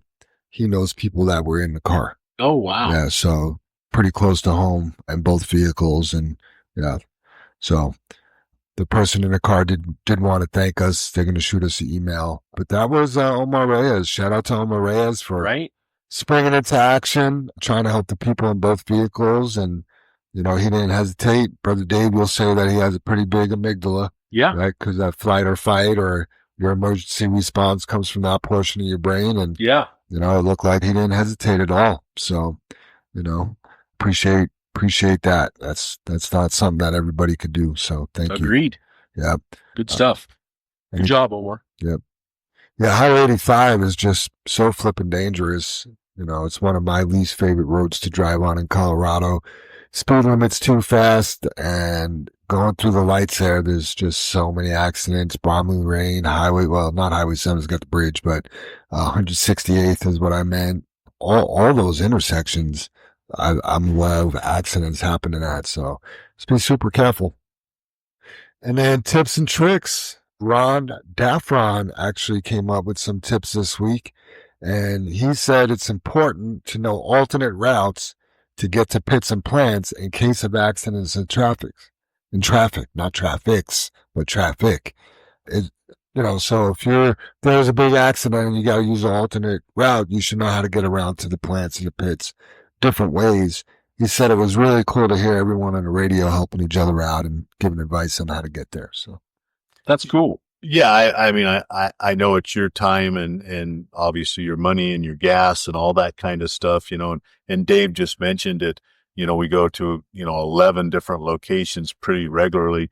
It's almost the same dairies, which adds, another 20 or 30 stops and stuff like that. But a lot of times back in my younger days, when I first started driving and stuff, I would go to the locations on the weekends in my personal car and go, I can go here. I can go here. This is how I can get here, and it just helped me out through the week with the traffic. And kind of think that's kind of the same way as what's your, alternative route if you're stuck, and you get trapped there, because I know a lot of the GPS, when you use your GPS, unless you shut it off, it allows you to be on C470, which we shouldn't be on, right? Because of the expense, but it also take you down a no trucking route. And sometimes that's more dangerous. I know back east, there's that one that one website about hitting the low bridges, about how many trucks it sends you to the low bridge locations. And back east, you get caught in the low bridges if you're just listening to your GPS, and it's pretty dangerous. And we don't have as many low bridges, but we have the no trucking zones and all that kind of stuff in streets. So yeah, please don't rely on that GPS. Use it as a general reminder. And then once you've worked here for a while, just take a Sunday, take a Saturday, take your family out, go for a drive, find out that there's a bar and stop and have a beer after you went to Plant 11 or something, or checked it out. There's so much you can do for yourself, to help you out. Agreed. Yeah. Soup, what do you think? You want to hit us with that high road hauling? Are you going to be able to get through it? I hope so. All right. I'll bail you out if you don't. Okay. So it's interesting, in this podcast, we were talking about self-discipline, and that's about following up and doing the extra safety score research and trying to, be a safer driver. And I went back and looked in my list of all of my high road haulings for the past 10 years. I don't have one on self-discipline. Do you believe that? Wow. So would you say that today's topic of the highway to hauling is about self-discipline? I now have one high road hauling that's about self-discipline. Self-discipline. That's right. That is awesome. Self-discipline. Self-discipline. I mean, it's key. It's as big a key as motivation, So how can you cultivate self-discipline? We all have that friend who, by the time we're waking up, has made their bed, been outside for a run, done last night's dishes, and they spend the rest of their day completing their tasks and pursuing their interests. And we call our friend self-disciplined. Why do some of us accomplish so much while the rest of us get stuck? That's the secret to cultivating self-discipline. And how can self-discipline transform our personal and professional lives? What is self-discipline? The ability to do things that need to be done, the ability to train and control one's conduct, the ability to control one's feelings and desires. Self-discipline describes the ability to stay motivated and take forward action regardless of how you're feeling physically or emotionally. With a high level of self-discipline, you're able to face tasks and obstacles head on. You don't shy away from difficult situations, and you're able to withstand the temptation of choosing the easier and more attractive options, knowing that comfortable decisions do not always lead to growth and success. Self-discipline allows you to choose and continue with your actions, thoughts, and behaviors how you want to live your best life. It gives you the inner strength to overcome setbacks, failures, addictions, procrastinations, and boredom. People who've developed self-discipline understand that true self-care is about making choices to live a life that inspires them and that they don't need to escape from. Self-care is not all about salt baths and dark chocolate bars. While they are nice, self-care is the dedication to everyday actions that improve our overall health and wellness. What happens if we don't learn to cultivate self-discipline? You will feel conflicts within yourself. You will experience short-term satisfaction, but fall short of fulfilling your goals. Giving up on self-discipline can have many consequences, such as fear of failure, lack of purpose, lack of determination, motivation, and ambition. To cultivate self-discipline, we need to believe that we are valuable. When we feel valuable, we will want to start managing our time, organizing our space, taking care of our health, contributing to society, spending more time with our loved ones, and transforming our finances. Self-discipline skills can be learned early in childhood. Take, for instance, parents trying to teach their child they need to do their homework before they can play outside. The child learns to delay the gratification of play in order to perform their academic duties. At first, the child might protest their parents' rule, but if the discipline is practiced consistently and with structure, the child will eventually decide to complete their homework before playing outside. The child learns that play will always be there, but first they need to complete their homework to do well in school. First, find your motivation. Write down what behaviors are not serving you well and embrace that feeling. It won't feel great to recognize and sit with that, what's causing you pain, but ignoring the problem will only make it worse. Write down clear goals that you want to set to become the improved version of yourself, and write down what the goal looks like and what actions you will take to meet those goals. Get very clear on what the goal looks like to you in your personal life. Once you've identified what areas you want to improve, develop an honest intention to stop delaying your personal growth. And that's just how you can get started. And I absolutely love this quote. I thought of Erica immediately, Jim. I don't know if I ever won a match from being in good shape, but I know I never lost a match from being out of shape. Spoken by Jim Courier, an American tennis player that was a former world number one. Very cool. Wonder if him and Dustin are related. Dustin Curry. Yeah. Yeah. That's a good one too. Yeah. It was. Yeah, it was good. Was self-disciplined super? How to cultivate self-discipline within yourself. Yep. Yeah. Good stuff. We probably write that down. Thank you. Yeah. All right. Final thoughts, everybody? I always have a final thought, Jim. It's your favorite part of the podcast. Lets me We used to call them closing arguments. closing arguments, right? Right. Lets me preach. Yeah. Yeah. I didn't write it down word for word, but ran across a quote from Bruce Lee, and he just talked about, the discipline and Huh? letting people, your emotions get in your way and, anger you, and you're not really, disciplined until you can master that, and he tried to master different disciplines. And then we have Super Dave's High Road Holland, on self-discipline.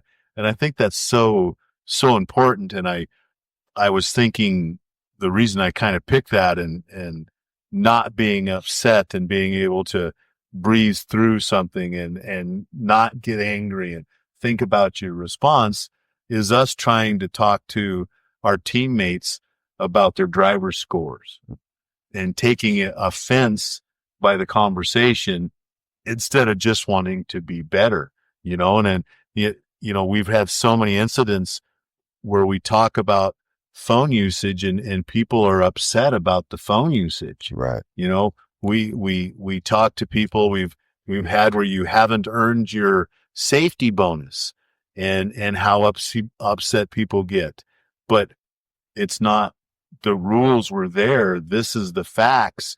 We didn't take it from you. You took it from me. Yeah, you took it from me. You didn't earn it, well, I've, the same thing that we've ran into lately quite a bit. Well, I've worked here a long time, and I've done it right all this time. And I messed up. Well, you're right. You got, we paid you for all those safety bonuses that you earned. Yes, we paid you for. So I'm just going, and I just think of those as the quick reaction instead of thinking, well, where am I at? Where is the discipline to be able to not react? We've told the story lots of times. We do it in the safety, in the steering committee, is and I know we've brought it up, is we call the Navajo stick, of the Navajo people. And I hopefully this is really a true story for the Navajo Indians, is, they thought it was offensive if you answered quickly instead of thinking about your thought and interrupting somebody, taking the time when we're in a meeting to try to answer somebody respectively and control your emotions. So that would be my final thought, is have matches your High Road Holland, David. Have some discipline. It's very, very hard. And I love to reach in the donut box and not have any self-discipline. That's the easy one. So, Yeah, for sure. I think that was good, Jim. My final thoughts are, take care of yourself right now. There is a ton of sickness going around, like Jam started the podcast with. 3 of the 4 of us in this room on the pod. That was the hardest High Road Holland I ever had to. I tell you what. I think 4 out of 4 are sick now. Right. Yeah. No, I mean, man, wash your hands. Oh, Clean the doorknobs, spray some Lysol. Lysol on everything around you, let's try and drive this out. I almost laughed on Monday because number one, there isn't one of us that can laugh without coughing, right? And I just it was a quiet moment of like a few minutes in the office, and it was like this symphony of coughing and sneezing and just like we're just mutating in the office almost, and yeah, just take care of yourself. Everybody will get through this. We're all getting better. Also have some patience, because when you're sick, we have no patience, right? We can't hear. We're upset. We have a short temper, yada, yada, yada. Not sleeping well. Yeah, not sleeping, coughing. So yeah, a lot going on. And I guess, it's like everything else, this too shall pass. And that's my 2 cents. Sweet. Any other thoughts there, Sue? No, I don't think I can voice them if I had them. Yeah, my final thought is I'm proud of everybody that's been working hard, to improve their safety and efficiency scores. And thank you for those of you who are engaged. And, the one thing I have noticed since we started this program on January 17th is I feel a little bit more connected with the people on the teams, not even just my team, but I feel like there's been a little bit more camaraderie. And yeah, I'm just proud of everybody, and just thanks for being engaged and doing the thing. That's another really positive effect of this program, isn't it? Yeah. Yep. Absolutely. Awesome. For the people that are engaged, that's me. I mean, that's simple. I encourage you to get engaged. That's what I said. Right? Yeah. Yeah. Get engaged. Find out what's going on. Overcome your fears. Face your fears. If there is something you're afraid of, come talk to one of us. If don't be embarrassed if I'm making up, if you don't have Samsara on your phone to check your score, if whatever the case may be, right? If you don't know how to check your score, we are here to help you, So, and hopefully your safety, I'll say manager for lack of a better term, but the person leading your safety group, safety coach, yeah. Thank you, Jam, is reaching out to you and saying, hey, I see you haven't logged in to connect. Hey, I see your safety score is below par. Hey, what can we do to help? Also, don't be scared to reach out to your person though either. Like your coach is probably busy. He's got a coach or she's got a coach, 29 other people, and there's a lot of things that go on here during the day. So, it may be up to you to get coaching sooner than later, but you will get coached eventually. But the people that are making noise that want to be coached are getting coached. Mm-hmm. The people that are saying, hey, Jan, can you look at my scores real quick? Yeah, I'm helping those people. We always say you're the captain of your ship, right? Nobody's going to take care of you but you, right? We're not here to mother you, but we are here to help. Yep. So that's right. Yeah, and just because any one of them don't answer, definitely leave a message too. Yeah. Don't just hang up. Obviously you didn't want to talk to somebody bad enough if you didn't leave a message. Yeah, I mean the other thing too is all the groups have a connect. Team chat for your group. You can throw it up in the chat that you want to meet or, it's very easy to get a hold of people these days. Yeah. Yeah. I mean, a good example, JR was driving yesterday, I sure the whole afternoon, he didn't talk to anybody, texting or emailing or anything, for an example, I know you moved trucks for Mikey, if we're busy doing that part, you guys aren't available. Yeah. Give us something goes wrong, we're busy. Yeah. Yeah. Give everybody a chance to answer you. Yeah. All right, everybody. Don't forget to like and subscribe to the Channel 23 podcast. Smash that follow button. Also, don't forget to go back and listen to episode 72 to help find Amber's mom. Links to her story will be in today's show notes. Appreciate everybody. Thanks for listening. We'll talk to you next week and can't wait to see where the scores are at. After we say the creed, we'll go. But I can't wait to see where the scores are at. So yes, Jim, let's say the creed and get on out. Sound great. Together we face and overcome all that stands before us. Together we are absent and free. Together we joyfully create honest value for those we serve. Together we celebrate our differences and respect those with whom we work. Together we are accountable for our words and our actions, and together we are the JFW family. All right, everybody. Everybody have a great day. You say, hope you have a great day at work. I see those big, bright, shiny red trucks just a-trucking down the road. Those big, bright, shiny red trucks just a-looking for another load. Well, it's a family tradition, any Rocky Mountain day. Our fathers before us showed us the way. We work for asphalt cowboys and concrete kings, but that's never been a problem, 'cause we got diesel in our veins. We've got diesel in our veins.